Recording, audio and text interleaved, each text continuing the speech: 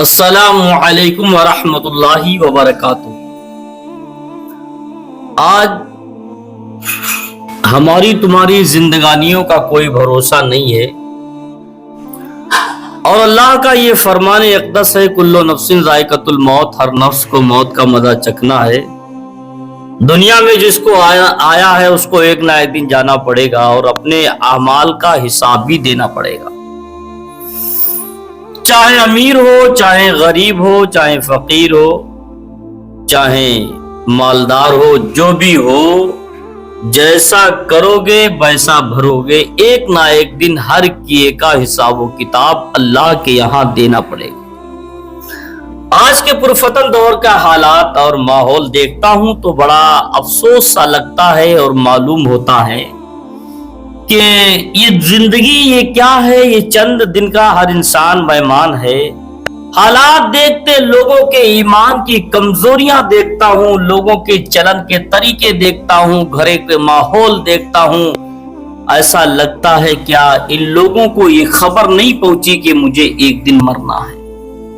سب کو پتا ہے کیا ان کو یہ نہیں پتا گناہ کرنے سے پہلے ہر انسان کو سوچنا چاہیے کہ قبر کے اندر اس کے عذاب کے بارے میں کیا ہمیں نہیں بتایا گیا؟ ہر انسان قبر کی شکتیوں کے بارے میں بھی جانتا ہے، وہاں کی تنگی کو بھی جانتا ہے، وہاں کے نکیرین کے حساب و کتاب کو بھی جانتا ہے، عذاب قبر کو بھی جانتا ہے، پھر بھی اس دنیا کی رنگولیوں میں ڈوبا ہوا، دنیا داری میں پڑا ہوا، کیا ان کو احساس نہیں ہوتا؟ آج کا دور کے ماحول دیکھیے گا، اگر کوئی اچھا انسان گناہ سے بچنا چاہے تو اس کو گناہوں سے بچنا مشکل ہے۔ آپ شہروں میں جائیے، وہاں کے حالات دیکھیے گا۔ ایک بات میں آپ کو بتاؤں، واقعی بہت پوائنٹڈ بات ہے، اور اس بات کو آپ سنیں گے تو حیرت زدہ رہ جائیں گے۔ دنیا پر جو کرو گے اس کا انجام دنیا پر بھی آپ کو بھگتنا پڑے گا۔ دنیا پر آپ کسی کو نیچا دکھاؤ گے تو تمہیں دنیا پر بھی ایک دن نیچا دیکھنا پڑے گا۔ جن امیروں نے غریبوں کی بیٹیوں کو پیسہ دے کر نچایا تھا، آپ پیچھے جائیے، تھوڑا سا پیچھے ذہن لگائیے گا، جن امیروں نے اپنے نوٹ کے خاطر پیسوں کے لالچ دے کر غریبوں کی بیٹیوں کو نچایا تھا، آج ان امیروں کی بیٹیاں سوشل میڈیا پر ناچتی ہوئی نظر آتی ہیں۔ یہ بہت توجہ کی بات ہے، غور کرنے کی بات ہے، فکر کرنے کی اس بات پر فکر کرنے کی ضرورت ہے اس جملے پر۔ جو امیر پہلے غریبوں کی بیٹیوں کو نچاتے تھے، آج ان امیروں کی بیٹیاں سوشل میڈیا پر، انسٹاگرام پر ناچتی ہوئی نظر آتی ہیں۔ جیسا بو گے ویسا کاٹو گے، اس دنیا کے اندر جیسا کرو گے اس کا تمہیں بھگتان بھی بھگتنا پڑے گا اس دنیا پر ہی۔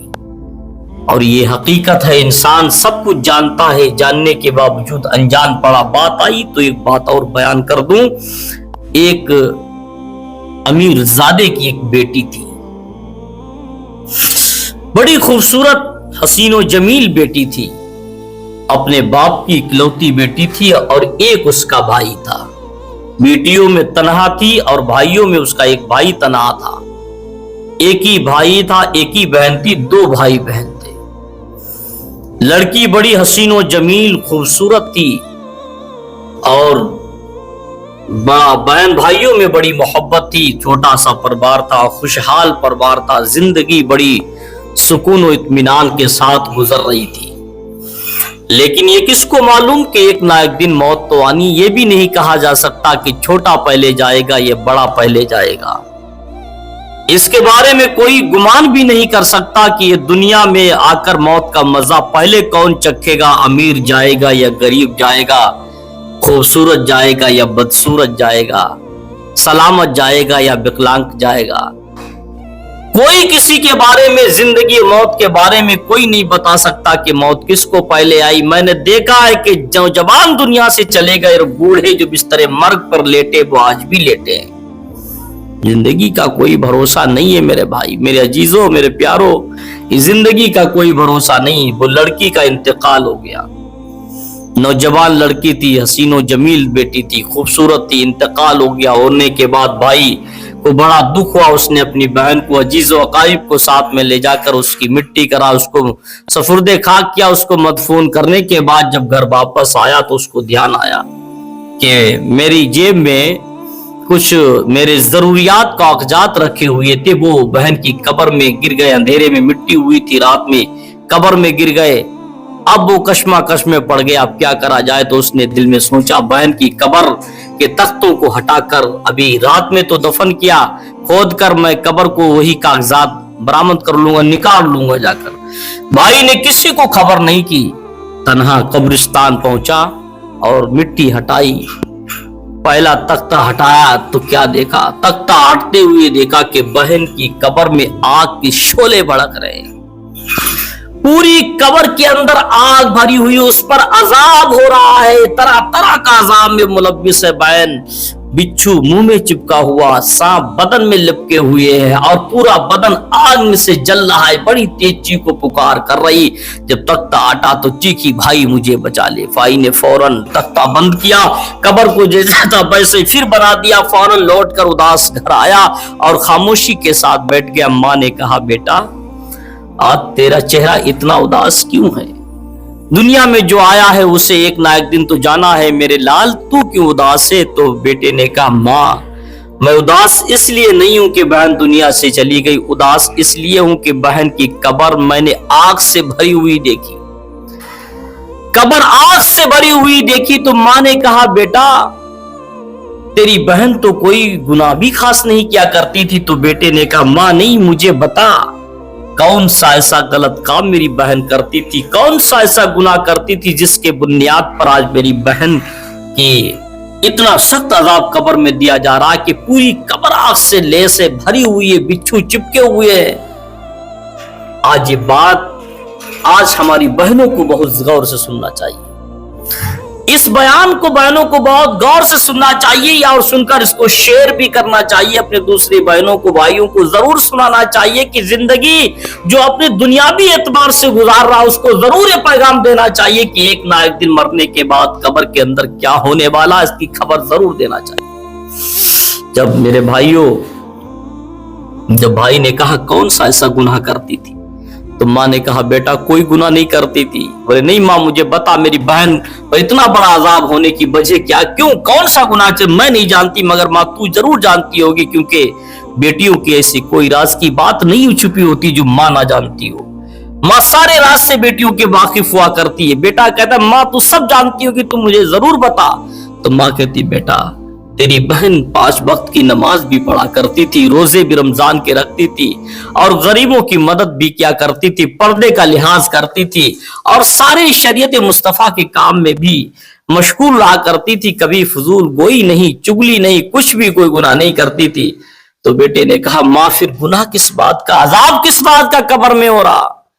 उसके ऊपर नकीरैन मार उसकी लगा रहे, गुर्ज उसके ऊपर चल रहे, उसको जमीन में धसाया जा रहा है, किस गुनाह की बुनियाद पर?